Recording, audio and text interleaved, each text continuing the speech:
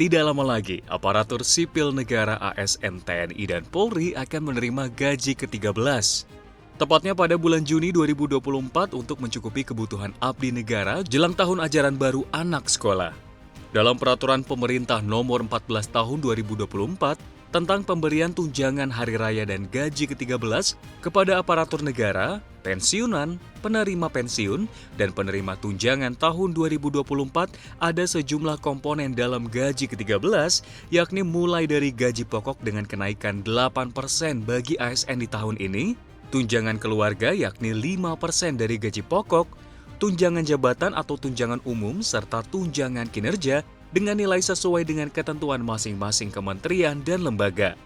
Sementara itu, aturan tersebut menyebutkan ternyata tidak semua akan mendapatkan gaji ke-13. Pada pasal 5, gaji ke-13 tidak diberikan kepada PNS, prajurit TNI, dan anggota Polri yang sedang cuti di luar tanggungan negara.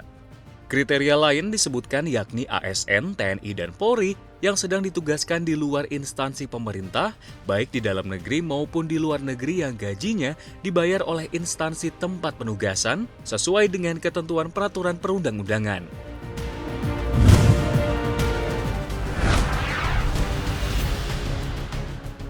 Mata uang Garuda Rupiah melemah terhadap dolar Amerika Serikat di tengah pernyataan pejabat Bank Sentral Amerika Serikat yang masih pesimis terhadap inflasi Amerika Serikat mampu melandai ke depannya.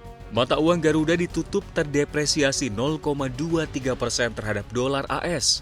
Sementara data dari Cisdor Bank Indonesia menunjukkan rupiah ditekuk di level 15.978 per dolar AS. The Fed menjadi faktor utama apresiasi dolar Amerika Serikat. Presiden Fed Richmond, Thomas Barkin, dan Presiden Fed New York John Williams mengisyaratkan mereka mendukung sikap The Fed yang higher for longer.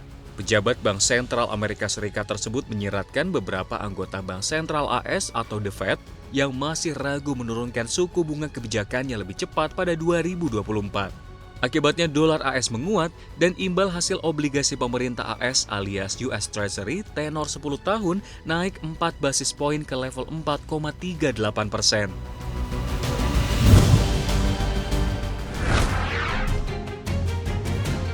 Menteri Agama Yakut Holil Qomas memperkirakan potensi devisa dari kegiatan haji dan umroh bisa mencapai 200 triliun rupiah.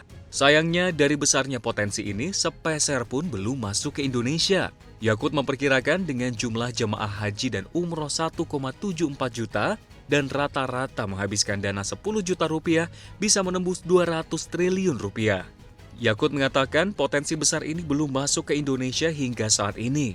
Hal ini disebabkan oleh perbedaan aturan antara Indonesia dan Arab Saudi. Oleh karena itu, penyelarasan ini akan dikejar oleh Kemenak. Melihat potensi yang ada, Yakut berkonsultasi dengan Menteri Keuangan Sri Mulyani.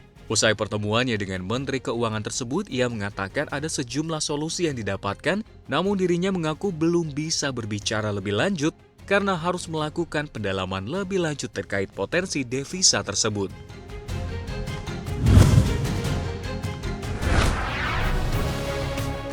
Perekonomian Malaysia tumbuh 4,2% pada kuartal pertama tahun 2024 dibandingkan tahun sebelumnya. Laju ekonomi tersebut mengalahkan ekspektasi pasar karena belanja rumah tangga yang lebih tinggi dan perubahan haluan ekspor. Secara kuartalan, PDB negeri jiran berhasil mencatatkan kenaikan 1,4%. Sementara itu, konsensus ekonom memperkirakan pertumbuhan produk domestik bruto negeri jiran 3,9% pada periode Januari hingga Maret 2024. Bank Negara Malaysia BNM dan Departemen Statistik mengumumkan ekspor naik 2,2% secara tahunan pada kuartal pertama tahun ini setelah mengalami kontraksi selama 3 kuartal berturut-turut.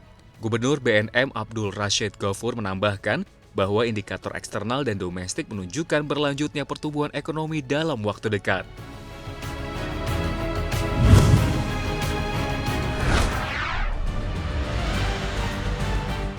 Raksasa elektronik asal Jepang Toshiba berencana akan mengambil langkah pemutusan hubungan kerja kepada 4.000 karyawannya di Jepang. Keputusan ini diumumkan selang beberapa bulan setelah perusahaan didepak dari bursa Jepang. Langkah PHK ini pun akhirnya dilakukan perusahaan dengan tujuan untuk mempercepat restrukturisasi di bawah kepemilikan yang baru. Restrukturisasi ini mencakup hingga 6% dari tenaga kerja domestik Toshiba.